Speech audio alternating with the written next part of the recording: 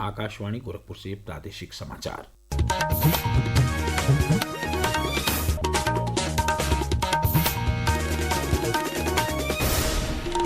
नमस्कार। समाचार बुलेटिन के साथ मैं वेद प्रकाश पाठक। पहले मुख्य समाचार।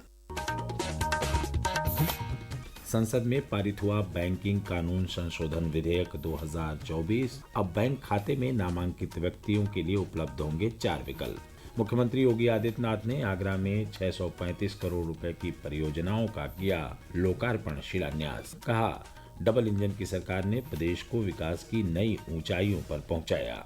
सर्वोच्च न्यायालय ने दुष्कर्म के प्रयास संबंधी इलाहाबाद उच्च न्यायालय के विवादित आदेश पर लगाई रोक। कहा, निर्णय असंवेदनशीलता का परिचायक। और अयोध्या में 20 वर्षों तक हर रामनवमी पर होगा श्री राम लला का सूर्य तिलक।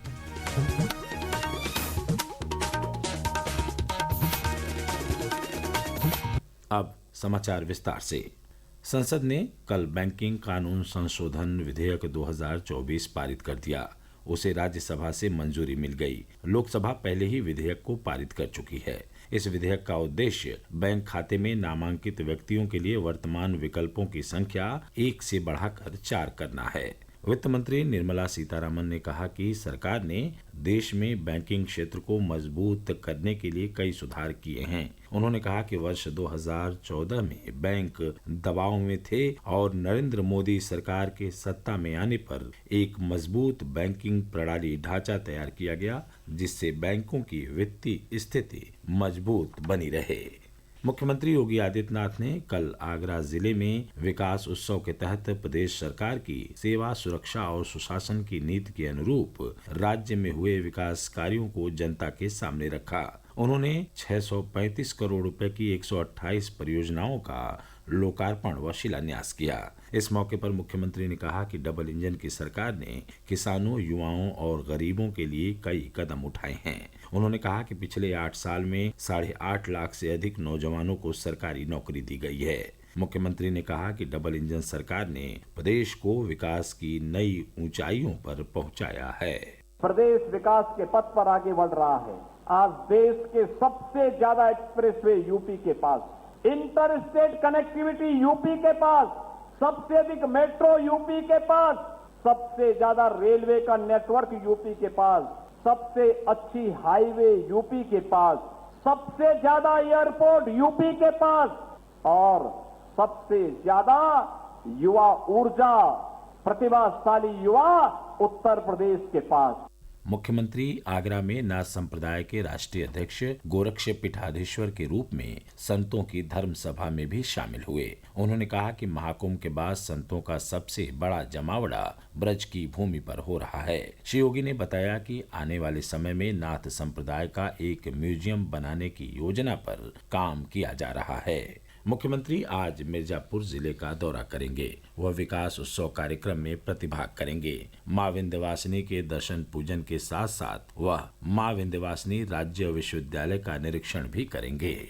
प्रदेश सरकार के 8 वर्ष पूरे होने पर सभी जिलों में कल भी विकास उत्सव का सिलसिला जारी रहा। इसी क्रम में कल राज्यपाल आनंदीबेन पटेल ने श्रावस्ती और बलरामपुर में आयोजित कार्यक्रमों में शिरकत की। राज्यपाल ने कार्यक्रम को संबोधित करते हुए कहा कि सरकार जनहित के लिए योजनाएं बनाती है, लेकिन उनका क्रियान्वयन अधिकारियों और जनप्रतिनिधियों के प्रयास से ही हो सकता है। जब लक्ष्य निर्धारित होगा तो लक्ष्य को पूर्ण करने का काम अधिकारियों का तो होता ही, लेकिन साथ साथ में सरकार में वरिष्ठ लोग जो बैठे हैं, चाहे वो मंत्री के रूप में हो, चाहे वो विधायक के रूप में हो, चाहे पंचायतों में ग्राम प्रधान के रूप में काम करते हैं, ये सभी का दायित्व बनता है कि जो योजनाएं बनी है, ये योजना आपके गांव तक पहुंची है कि नहीं पहुंची है, वो काम का जायजा लेना ये हमारा काम है। उप मुख्यमंत्री ब्रजेश पाठक ने कल कानपुर के चंद्रशेखर आजाद कृषि विश्वविद्यालय में सेवा, सुशासन और सुरक्षा की नीति पर आधारित प्रदर्शनी का उद्घाटन किया। इस अवसर पर मीडिया से बातचीत में उन्होंने कहा कि प्रदेश सरकार ने हर वर्ग के लिए सुविधाएं उपलब्ध कराई हैं। हमारी जिम्मेदारी सबसे पहले थी पानी, बिजली, सड़क, स्कूल, अस्पताल, जो इंफ्रास्ट्रक्चर उसे हम बेहतर बनाए। आज हम इन 8 वर्षों में कह सकते हैं कि उत्तर प्रदेश राज्य बीमारू राज्य के तमगे से बाहर निकल करके एक विकसित राज्य के रूप में स्थापित हो रहा है। बदहाली से हम निकल करके एक बेहतर से बेहतर स्थिति में लाने का काम इन 8 वर्षों में हमारी सरकार ने किया है। पर्यटन मंत्री जयवीर सिंह ने कल फर्रुखाबाद में आयोजित कार्यक्रम में प्रदेश सरकार की 8 साल की उपलब्धियां गिनाई। उन्होंने कहा कि बीते 8 साल में प्रदेश में पर्यटन को लेकर अभूतपूर्व विकास हुआ है। गोरखपुर में प्रदेश सरकार में मंत्री स्वतंत्र देव सिंह ने एक जनसभा में कहा कि प्रदेश विकास की राह पर आगे बढ़ रहा है। प्रादेशिक समाचार आप आकाशवाणी गोरखपुर से सुन रहे हैं। यह समाचार बुलेटिन हमारे YouTube channel AIR news Gorakhpur और एक्स हैंडल AIR News_GKP पर भी उपलब्ध है। सर्वोच्च न्यायालय ने दुष्कर्म के प्रयास पर इलाहाबाद उच्च न्यायालय के विवादित आदेश पर रोक लगाते हुए कहा है कि यह निर्णय असंवेदनशीलता का परिचायक है। इलाहाबाद उच्च न्यायालय के आदेश में कहा गया था कि अनुचित स्पर्श या अधो वस्त्र से छेड़छाड़ दुष्कर्म का प्रयास नहीं है। अभियोजन पक्ष को दुष्कर्म के आरोप सिद्ध करने के लिए और आवश्यक सबूत पेश करने चाहिए थे। शीर्ष न्यायालय ने कहा कि इससे इलाहाबाद उच्च न्यायालय के न्यायमूर्ति राम मनोहर नारायण मिश्रा में संवेदनशीलता की कमी लगती है। न्यायालय ने इस मामले में केंद्र सरकार और प्रदेश सरकार से जवाब मांगा है।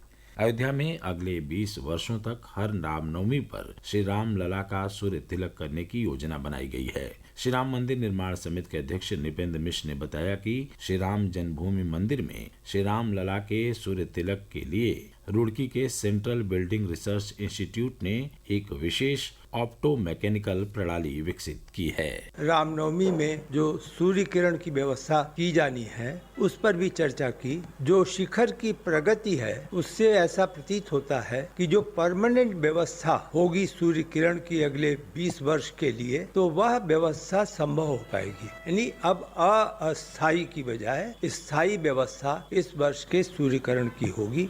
मुख्यमंत्री योगी आदित्यनाथ ने डिफेंस कॉरिडोर भूमि घोटाले में लखनऊ के तत्कालीन डीएम IAS अभिषेक प्रकाश समेत 16 अधिकारियों के खिलाफ कार्रवाई के निर्देश दिए हैं। IAS अभिषेक प्रकाश निवेशक से कमीशन के मामले में पहले ही निलंबित हो चुके हैं। डिफेंस कॉरिडोर भूमि घोटाले में कोर्ट के आदेश पर राजस्व परिषद के तत्कालीन अध्यक्ष डॉक्टर रजनीश दुबे ने पूरे मामले की जांच कर रिपोर्ट शासन को सौंपी थी। इसके बाद राजस्व परिषद ने इस रिपोर्ट को कार्रवाई के लिए मुख्यमंत्री के पास भेजा था।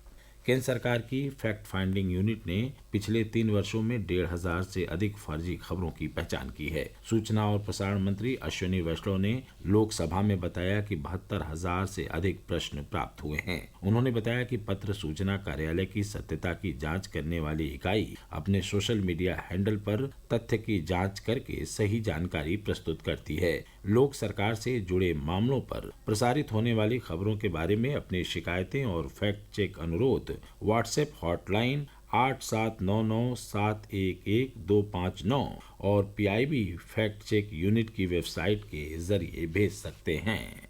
केंद्रीय सूचना एवं प्रसारण मंत्रालय की ओर से विश्व ऑडियो विजुअल और मनोरंजन शिखर सम्मेलन वेब्स का आयोजन 1 से 4 मई तक मुंबई में होगा। इस आयोजन में शामिल होने के लिए मीडिया प्रतिनिधि पंजीकरण कल से शुरू हो गया। पत्रकारों, फोटोग्राफरों, कंटेंट क्रिएटर्स और मीडिया पेशेवरों को इस ऐतिहासिक कार्यक्रम को कवर करने के लिए आमंत्रित किया जा रहा है। वेब्स भारत का अपनी तरह का पहला वैश्विक मंच है जो देश की रचनात्मक शक्ति को बढ़ाने और इसे कंटेंट निर्माण, बौद्धिक संपदा और तकनीकी नवाचार के केंद्र के रूप में स्थापित करने के लिए समर्पित है। उत्तर प्रदेश हैंडबॉल एसोसिएशन के 50वें स्थापना दिवस के अवसर पर कल से लखनऊ के KD सिंह बाबू स्टेडियम में 47वीं राष्ट्रीय जूनियर हैंडबॉल चैंपियनशिप का शुभारंभ हुआ। मेजबान उत्तर प्रदेश ने पूल C में अपने मैच में पुदुचेरी को 22-3 से हरा दिया। चैंपियनशिप में देश की 26 टीमें भाग ले रही हैं। और अंत में इस बुलेटिन के मुख्य समाचार एक बार फिर। संसद में पारित हुआ बैंकिंग कानून संशोधन विधेयक 2024। अब बैंक खाते में नामांकित व्यक्तियों के लिए उपलब्ध होंगे 4 विकल्प। मुख्यमंत्री योगी आदित्यनाथ ने आगरा में 635 करोड़ रुपए की परियोजनाओं का किया लोकार्पण शिलान्यास। कहा, डबल इंजन की सरकार ने प्रदेश को विकास की नई ऊंचाइयों पर पहुंचाया। सर्वोच्च न्यायालय ने दुष्कर्म के प्रयास संबंधी इलाहाबाद उच्च न्यायालय के विवादित आदेश पर लगाई रोक, कहा निर्णय असंवेदनशीलता का परिचायक। और अयोध्या में 20 वर्षों तक हर रामनवमी पर होगा श्री राम लला का सूर्य तिलक। इसके साथ ही प्रादेशिक समाचारों का बुलेटिन समाप्त हुआ। नमस्कार।